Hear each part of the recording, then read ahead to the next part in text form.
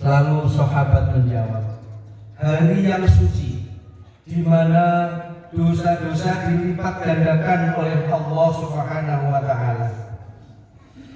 Lalu Nabi Shallallahu alaihi wasallam melemparkan pertanyaan yang kedua, tempat apa ini wahai para sahabatku? Lalu sahabat menjawab, tempat suci di mana dosa-dosa yang dikerjakan di sana dilipat gandakan oleh Allah Subhanahu wa taala. Kemudian Rasulullah Shallallahu alaihi wasallam melempar pertanyaan yang ketiga, bulan apakah ini? Lalu sahabat menjawab, bulan suci di mana dosa-dosa dilipat gandakan oleh Allah Subhanahu wa taala. Hari Idul Adha adalah hari suci bagi kita, hari yang mulia. Oleh karena itu dosa-dosa dilipat gandakan. Dan tanah suci, Nabi Shallallahu alaihi wasallam pada saat itu sedang berhaji. Dan kita tahu berdosa di tanah suci, dosanya dilipat gandakan oleh Allah Subhanahu wa taala. Dan pada saat itu, begitu juga pada hari ini, kita berada di bulan Dzulhijjah dan Allah berfirman bahwa bulan Dzulhijjah adalah bulan suci sebagaimana dalam surat At-Taubah ayat 36. Ma'asyiral muslimin yang dirahmati Allah, setelah Nabi kita Shallallahu alaihi wasallam melempar 3 pertanyaan di atas, baru beliau masuk ke inti pesan dan nasihat beliau. Beliau menyatakan, inna dima'akum wa amwalakum wa a'radakum haramun alaikum kahurmatan yaumikum hadha fi syahrikum hadha fi baladikum hadha. Sesungguhnya darah-darah kalian, harta-harta kalian, kehormatan-kehormatan kalian suci, mulia, dan tidak boleh ditumpahkan, tidak boleh diambil tanpa hak, tidak boleh dilecehkan, tidak boleh dihinakan dan dijatuhkan, sebagaimana kesucian hari ini, kesucian bulan ini, dan kesucian tempat ini. Hadis muttafaqun alaih. Allahu Akbar, Allahu Akbar, walillahil hamd. Di khutbah Idul Adha 15 abad yang lalu, baginda Rasul Shallallahu alaihi wasallam mengajarkan prinsip-prinsip berukhuwah. Beliau mendidik kita semua dasar-dasar bersaudara dan berukhuwah, yaitu menjaga darah saudara kita, menjaga harta saudara kita, dan menjaga kehormatan saudara kita. Idul Adha tidak bisa dipisahkan dengan ukhuwah Islamiyah. Idul Adha adalah momentum kita menjaga persaudaraan di antara kita, mulai dari lingkungan yang terkecil, keluarga inti kita, lalu keluarga besar kita, satu RT dengan kita, satu RW, sesama satu klaster, satu komplek, dan begitu seterusnya. Dan prinsipnya digariskan oleh Rasulullah Sallallahu Alaihi Wasallam, jaga darah saudara kita, jaga harta dia, jaga perasaan dia, dan jaga kehormatannya. Ma'asyiral muslimin rahimakumullah, karena apabila ketiga faktor besar itu dijaga, maka terciptalah ukhuwah Islamiyah, terciptalah yang Allah inginkan dari kita. Ketika Allah Subhanahu wa taala berfirman dalam surat Al-Hujurat ayat 10, innamal mu'minuna ikhwah, sesungguhnya sesama umat Islam dan kaum mukmin adalah bersaudara. Dan bagaimana persaudaraan tercipta? Apabila darah itu tumpah, apabila uang dirampas dan dirampok, dan apabila harga dari kita dijatuhkan dan dilecehkan, tidak akan tercipta persaudaraan di dalam Islam. Yang pertama, menjaga darah. Oleh karena itu, ma'asyiral muslimin yang dirahmati Allah, Allah dan Rasulnya benar-benar memfokuskan dalam masalah darah. Kita tidak boleh melukai sesama kita. Kita tidak boleh membunuh umat Islam.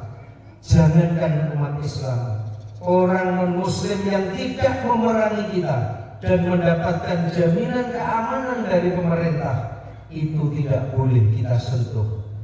Nabi SAW bersabda, "Man qatala mu'ahidan lam yarah raihatal jannah." Barang siapa yang membunuh non-muslim yang tidak memerangi kita dan dijamin keamanannya oleh pemerintah kita, dia tidak akan mencium bau surga. Hadis riwayat Bukhari.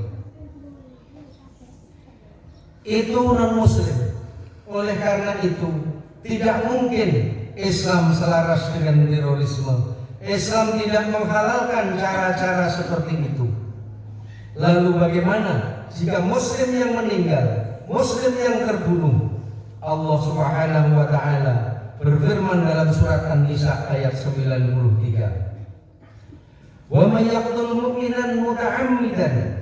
Barang siapa yang membunuh seorang mukmin dengan sengaja, fajazauhu jahannam, maka balasannya adalah neraka jahanam. Khalidan fiha, dia akan kekal selama-lamanya di sana. Dan itu belum selesai. Wa ghadiballahu alaihi wa la'anahu wa 'adda lahu 'adzaban 'azima. Dan Allah murka kepada dia dan Allah laknat pembunuh tersebut dan Allah persiapkan untuk dia azab yang super pedih. An-Nisa ayat 93. Ma'asyiral muslimin rahimakumullah, tidak mungkin hidup bahagia orang yang membunuh seorang muslim.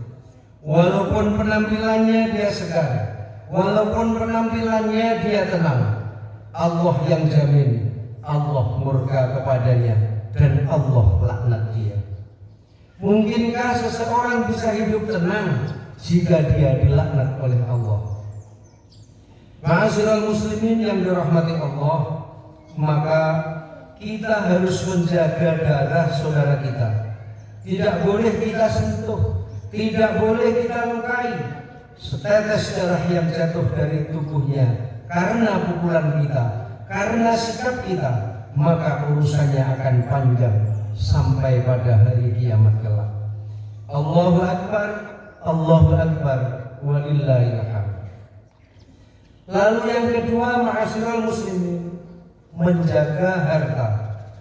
Menjaga harta saudara kita, teman kita, tetangga kita, satu komplek kita, jamaah masjid kita. Menjaga harta adalah prinsip menjaga ukhuwah Islamiyah yang digariskan oleh Nabi kita Shallallahu Alaihi Wasallam pada Idul Adha 15 abad yang lalu. Kenapa? Karena ini adalah pemicu. Harta adalah hal yang sangat sensitif, menghancurkan.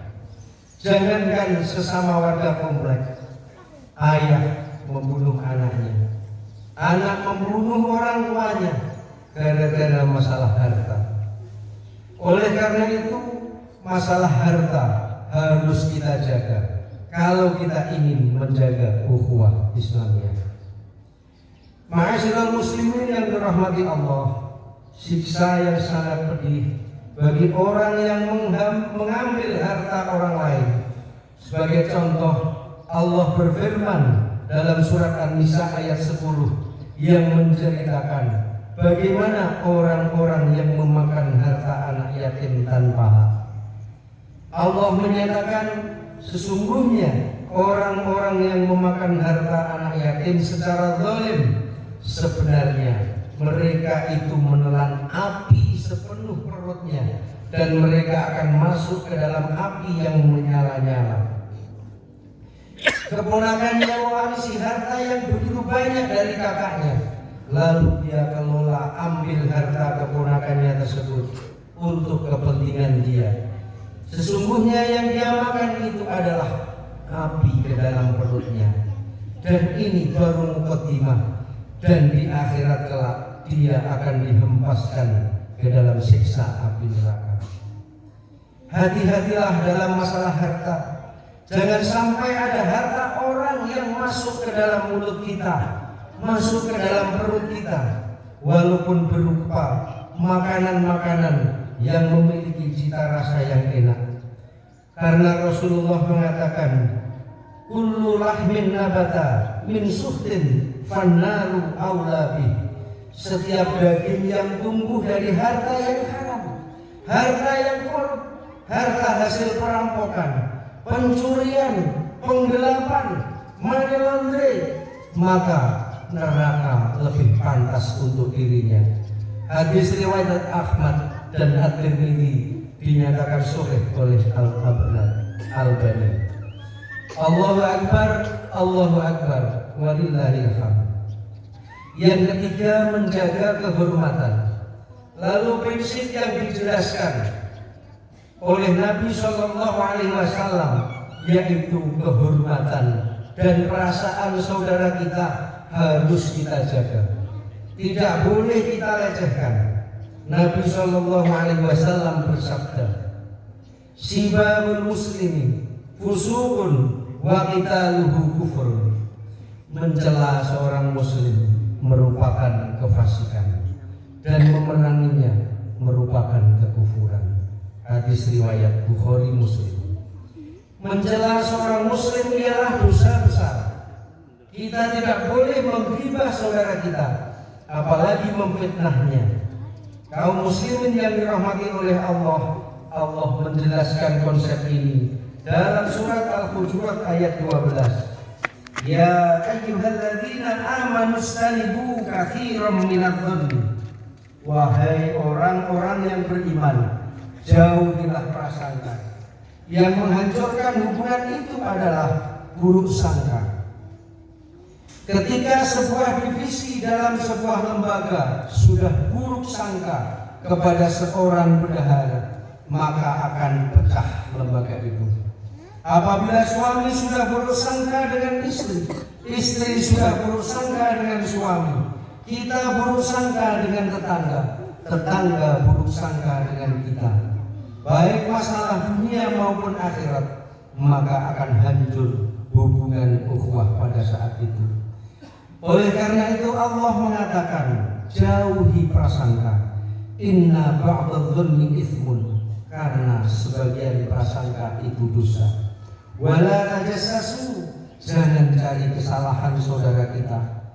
Betul, ketika kita melihat kemungkaran, kita harus rubah dengan tangan kita kalau kita bisa, dengan lisan kita kalau kita bisa, atau paling tidak dengan hati dan doa kita. Tapi jangan cari-cari kesalahan sehingga kehormatan saudara kita hancur, sehingga aibnya kita bicarakan dengan teman-teman kita. Wala yaftab ba'dukum ba'dha, dan jangan saling menghibah di antara kalian. Menghibah atau membicarakan aib orang walaupun itu benar, karena kalau itu tidak benar namanya fitnah, dan fitnah lebih parah daripada riba. Hadirin yang dirahmati Allah, oleh karena itu masalah kehormatan itu mahal, masalah kehormatan itu mulia. Jaga kehormatan saudara kita, jaga kehormatan tetangga kita, jaga kehormatan warga kita. Jangan melempar isu, jangan mengomongi aibnya, walaupun kita tahu dia benar-benar melakukan hal tersebut. Lalu apa solusinya? Raih tangannya dengan penuh kelembutan, lalu nasihati empat mata, ajak diskusi. Tidak ada gunanya jika kita membicarakan dia di belakang, dia pun tidak akan pernah berubah dengan sikapnya. Amar ma'ruf nahi mungkar harus tetap dilakukan, tapi kehormatan saudara kita harus juga dijaga. Ma'asyiral muslimin yang dirahmati Allah Subhanahu wa taala, Idul Adha tidak bisa dipisahkan dengan ukhuwah Islamiyah, tidak bisa dipisahkan dengan persaudaraan, persatuan umat Islam. Mari kita mencari cara untuk memperkuat ukhuwah. Carilah solusi untuk menumbuhkan ukhuwah Islamiyah di tengah-tengah kita. Selamat Hari Raya Idul Adha 1444 Hijriah. Semoga Allah menerima seluruh amal ibadah kita, menerima sholat id kita, dan menerima kurban kita.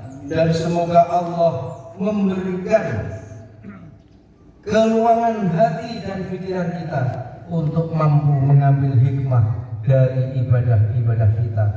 A'udzu billahi minasyaitonir rajim. Bismillahirrahmanirrahim.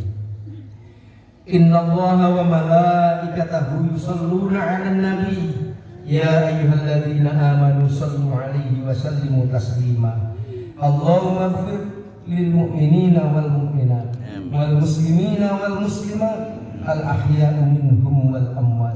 Allahumma a'izzal islam wal muslimin wa udhillash syarqa wal musyrikin wansur ibadakal muwahhidin wansur man nasaraddin wahdul man khadalal muslimin dammar a'da'ad-din wa'ala kalimatika ila yaumiddin.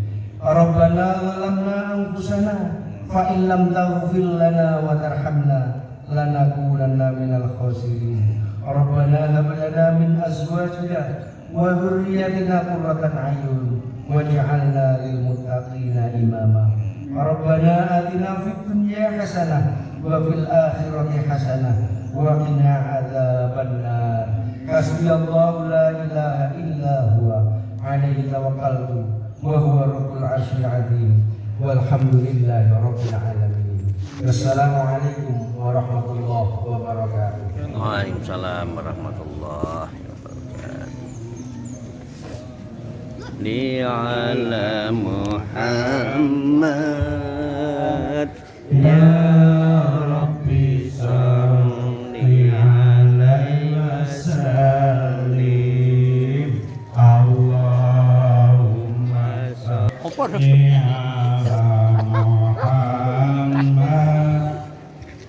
ya